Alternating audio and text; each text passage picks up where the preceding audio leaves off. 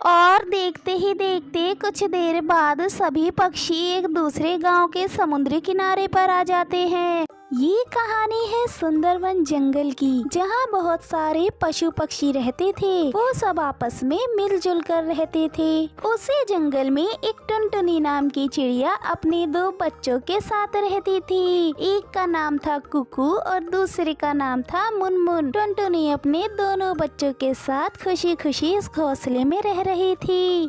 दोस्तों, जब तक आप बताएं इनमें से टूनी चिड़िया कौन है, देखते हैं कौन कौन सही जवाब दे पाता है।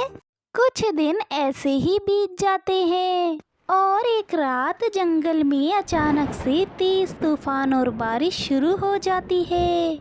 टुनटुनी के दोनों बच्चे कुकू और मुनमुन आसमान में चमक रही बिजली की आवाज से बहुत बुरी तरीके से डर जाते हैं और अपनी माँ टुनटुनी को गले लगा लेते हैं। मम्मा मम्मा, मुझे इस बिजली की आवाज से बहुत डर लगता है। मम्मा, हमारा घोंसला भी मजबूत नहीं है, मुझे भी बहुत डर लग रहा है। अब हम कहाँ जाएंगे अगर ये घोंसला भी नहीं रहा तो? मेरे बच्चों, डरो नहीं, तुम्हारी माँ तुम्हारे पास है।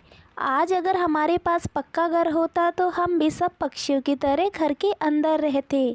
लगातार बारिश के पानी गिरने की वजह से टुनटुनी का घोंसला बहुत कमज़ोर पड़ जाता है और तेज़ हवा के झोंके की वजह से उनका घोंसला आधा टूटकर नीचे गिर जाता है। अपने घोंसले को ऐसा टूटता देख टुनटुनी बहुत परेशान हो जाती है। अब वो सोचने लगती है कि वो अपने बच्चों को लेकर कहाँ जाएगी। टुनटुनी अपने बच्चों को लेकर वहां से उड़ जाती है और एक सुरक्षित जगह की तलाश में लग जाती है। कुछ देर बाद टुनटुनी को एक पेड़ दिखाई देता है। वो अपने दोनों बच्चों के साथ उसी पेड़ पर बैठ जाती है। जंगल में बारिश बढ़ती ही जा रही थी। जिन पंछियों के घोंसले पक्के थे उनके लिए बारिश बहुत अच्छी है, लेकिन जिन पंछियों के घोंसले कमज़ोर और बिना छत वाले हैं उनके लिए ये बारिश ज़रा भी अच्छी नहीं है। मम्मा मम्मा, ये बारिश का मौसम कितना अच्छा होता है। मम्मा, मेरा चाय पकोड़े खाने का मन हो रहा है। ठीक है बेटा, मैं अभी चाय पकोड़े बना कर लाती हूँ। बारिश अपने जोरों पर थी।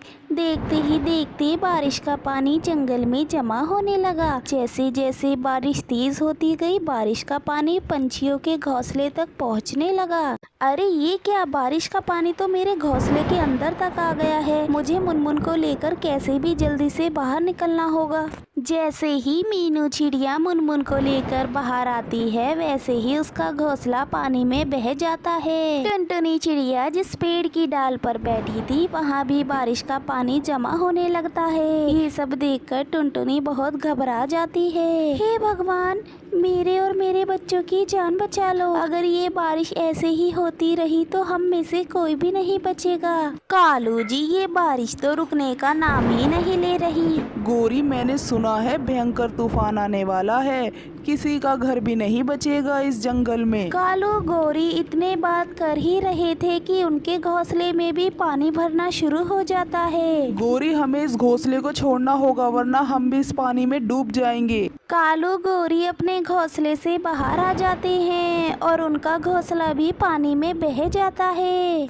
टुनटुनी जिस पेड़ पर बैठी थी उस पेड़ के ऊपर तक पानी जमा होना शुरू हो जाता है। तभी पानी में बहता एक बांस से बना बोर्ड बहता हुआ आ रहा था। बच्चों, ऊपर वाले ने हमारी जान बचाने के लिए एक सहारा भेज दिया। चलो बच्चों, उस बांस के बोर्ड पर बैठ जाओ। टुनटुनी अपने बच्चों के साथ उस बहते हुए बांस के बोर्ड पर बैठ जाती है।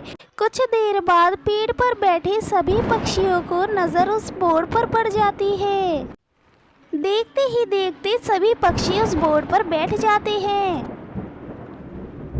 और देखते ही देखते कुछ देर बाद सभी पक्षी एक दूसरे गांव के समुद्री किनारे पर आ जाते हैं और रात हो जाती है और जंगल में भरा हुआ पानी अब कम भी होने लगता है और सब पक्षी अगली सुबह अपने जंगल में रवाना हो जाते हैं